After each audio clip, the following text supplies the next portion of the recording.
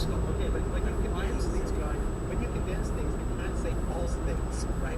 If I say 2 and 2 make 5, I'm not condensing 2 and 2 make 4. It doesn't take a lot longer to say it can't be tougher to get out of the government school system. By saying blacks can't get out, that's not true. That's what makes the same things about it. That's, of course, that's not true. But when you look at the statistics of where people are going to school, I guess the point that I'm trying to make is that there's a narrative that is being forced on people, on people that it's kind of like a victimization narrative. You're a victim, you need our help, you've got to have all these services. And I wonder if that in and of itself could be racist. Well, I mean, I think that a lot of people think about the degree to which the Democratic Party in particular, which was the founder, the KKK was an offshoot of the Democratic Party, and the Democratic Party has resisted almost every advancement that the Republicans have put forward in the area of civil rights. And Republicans oppose the welfare state because they perceive it to be horribly racist. Okay, and so I think this paternalism towards blacks today is the biggest challenge. The biggest challenge I said this years and years ago in this podcast. It's a fundamental question that I've always had about race relations, which is, do you want me to care if you're black? Do you want me to care if you're Hispanic? Do you want me to care if you're Asian? Do you want me to care if you're white? Now, if you want me to care about your race, then you're asking me, you're inviting me, you're demanding that I think you're racist, and there's some sort of primary mechanism. In other words, you're saying race is primary in how I should deal with it, which is demanding that I think racist too.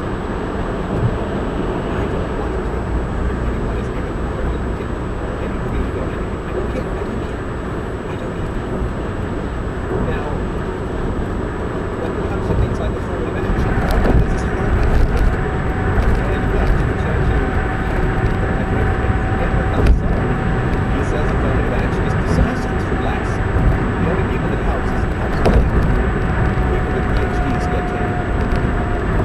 But it doesn't help people with less experience, less capacity. So people with a track record that move ahead really quickly to affirmative action, but people who don't, blacks who don't have that track record, who don't have that resume, who don't have that stamp of approval, those blacks end up not being hired because the best way to give people a chance is to allow them to be hired easily.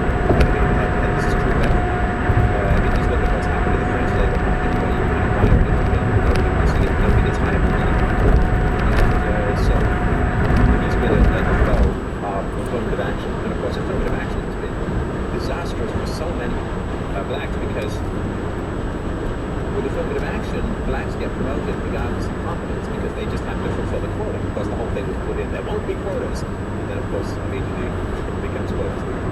And so what happens is the blacks who graduate to employers, they don't know which blacks have graduated because they are competent, smart, and great people, and the blacks who are there because of affirmative action. And so the value of a degree for a black is diluted, is low.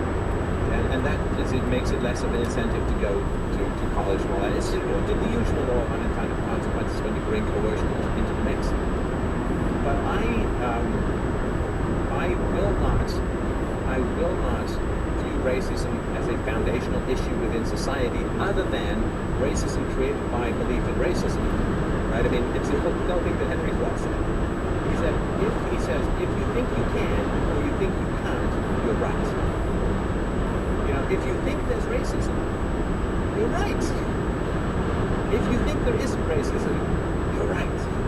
And again, I don't mean there's no racism. I mean, there are people who believe all kinds of crazy stuff in the world. There are flat earthers, there are people who believe no one ever landed on the moon. There are all kinds of crazy stuff, even though you can see a telescope and see stuff on the moon that was left there.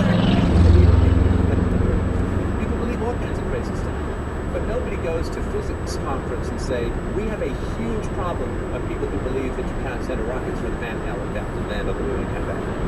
They don't even bother with those people because they're such fringe lunatics. Who cares? This is not where we put people front and center in social debates. If geographers don't get together every year and spend 98% of their conference talking about how they got to re-educate the flat earthers into understanding that the world's round, they just like politics out there. Let's move on with the human story. Let's move on with the progress of the planet.